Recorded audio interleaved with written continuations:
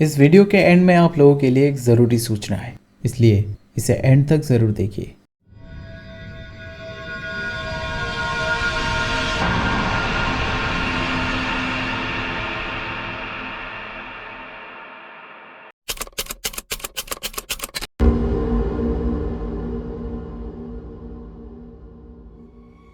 ये बात है टेक्सास की एक स्कूल ट्रिप की, जहां एक बस कुछ हाई स्कूल के बच्चों को लेकर टेक्सास के उत्तरी पूर्व जंगल में एडवेंचर पर निकली थी।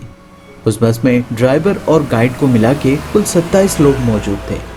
इतने बड़े तादाद में लोग होने के बावजूद वो सभी लोग जो उस ट्रिप में थे वो कभी उस जंगल से वापस नहीं लौटे।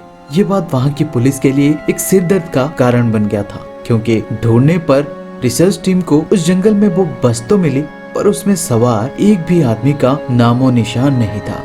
और सबसे ताज्जुब की बात ये थी, बस का छत इस तरह से मुड़ा हुआ था कि मानो जैसे किसी ने उसे उखाड़ दिया हो। सब लोग हैरान थे कि आखिर वो सभी लोग गए कहाँ और फिर उस बस के साथ हुआ क्या होगा। उस घटना के बारे में पता चलते ही ये वहाँ की सभी मीडिया हाउसेस में आलोचना का एक मुख्य हिस्सा बन गया, जिस वजह से वहाँ की पुलिस बहुत ज्यादा प्रेशर में आ गई। और उसके बाद रिसर्च टीम का 10 लोगों का एक स्पेशल स्क्वाड बनाया गया, जिसका लीडर साइमन को चुना गया। वो अपनी खोजी कुत्ते के साथ जंगल में उन लापता लोगों को ढूंढने निकले।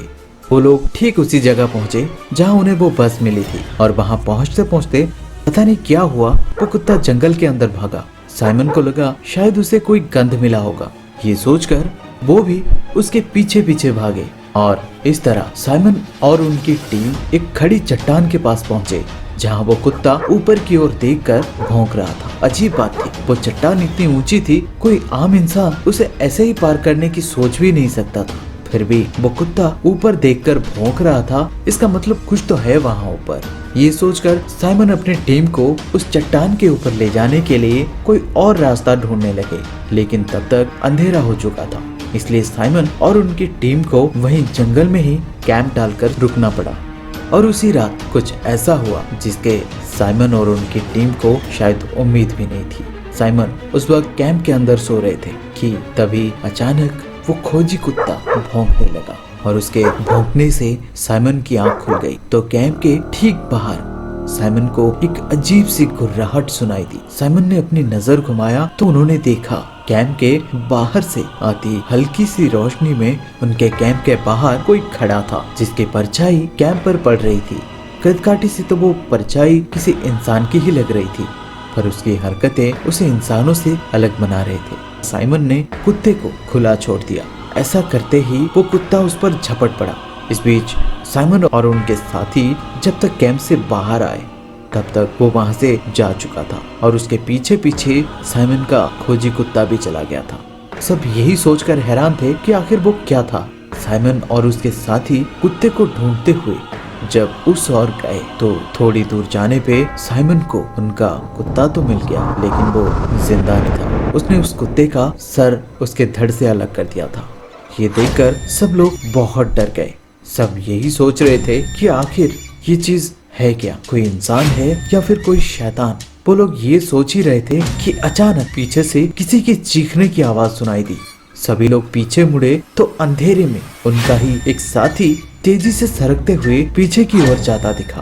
ऐसा लग रहा था जैसे कोई उसे खींचकर ले जा रहा हो। साइमन और उनकी टीम उसका पीछा करने लगे, और वो पीछा करते करते उसी चट्टान के पास पहुंचे जहां उन्होंने देखा एक अजीब सा दिखने वाला आदमी, जो दिखता तो इंसान जैसे था पर उसका चेहरा बहुत ही भयानक था। उसके मुंह में बड़े बड़े दांत थे, और उसने साइमन के एक साथी के सर को अपने हाथों से पकड़ा हुआ था। वो देखकर साइमन उस पर गोलियां चलाने लगे, और उनके ऐसा करते ही वो दरिंदा साइमन के साथी जिसे उसने पकड़ा हुआ था उसे लेकर सीधा उस चट्टान के ऊपर ऐसे चढ़ गया जैसे वो कोई सीढ़ियां चढ़ रहा हो।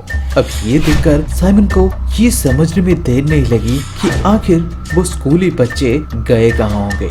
साइमन किसी और की जान खतरे में नहीं डालना चाहते थे, इसलिए वो अपनी टीम के बाकी बचे लोगों को लेकर वहां से फौरन वापस आ गए, और वापस आकर ये बात पूरी दुनिया को बताए, जिसके बाद उस जंगल को हॉन्टेड घोषित कर दिया गया और लोगों का उस जंगल में आना जाना बंद कर दिया गया।